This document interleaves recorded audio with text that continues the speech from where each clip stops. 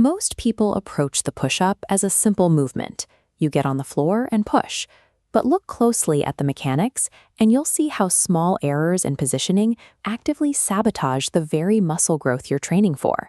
You might be cranking out 100 reps a day, but without proper form, your chest remains flat while your shoulder joints take the brunt of the load.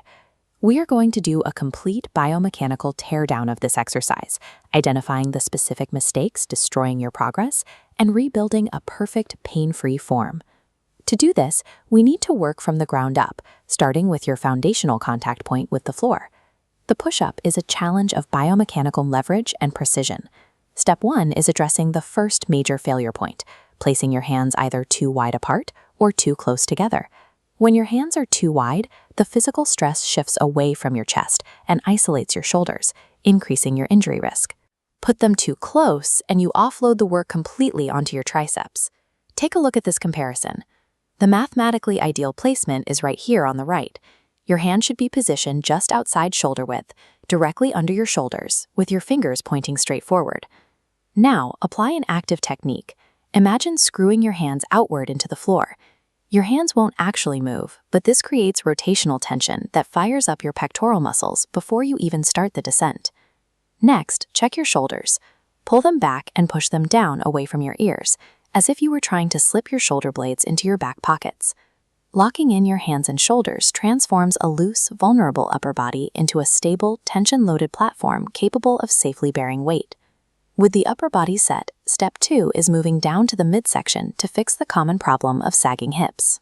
When your hips drop toward the floor, your body's structural integrity fails.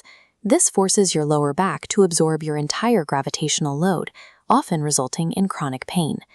Watch this glowing line.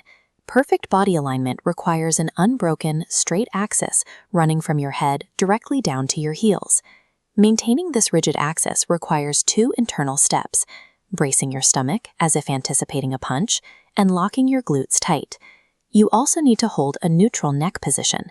Look slightly down at the floor rather than craning your neck forward to avoid straining your spine. Maintaining this rigid alignment transforms the movement into a full-body stability challenge. Now that you are in position, step 3 is the movement phase. The most dangerous kinetic mistake you can make here is flaring your elbows out at a 90-degree angle. Flaring your elbows mechanically grinds the shoulder joint under your body weight, which leads to chronic pain and tearing over time. This top-down view shows the correct, safe elbow trajectory. To safeguard the shoulder capsule while fully stretching the chest, keep your elbows tucked tight to form a 45-degree angle relative to your ribcage. The 45-degree tuck is a non-negotiable rule. It ensures your chest muscles handle the load while protecting the structural integrity of your joints. Step 4 is execution. In many training environments, beginners rapidly bounce up and down, performing partial movements just to hit a high rep count. These partial reps use momentum to move your body, rather than forcing the muscle fibers to do the work. Here is your checklist for full range of motion. You need to lower yourself until your chest almost grazes the floor, and extend up until your arms are completely locked out at the top. To maximize muscle tension, follow the 2-1-2 tempo rule. Lower your body for 2 seconds, pause for 1 second at the bottom, and push up for 2 seconds. Proper breathing is essential for power. Inhale on the 2-second descent to fill your chest cavity, and forcefully exhale on the upward push to drive the movement.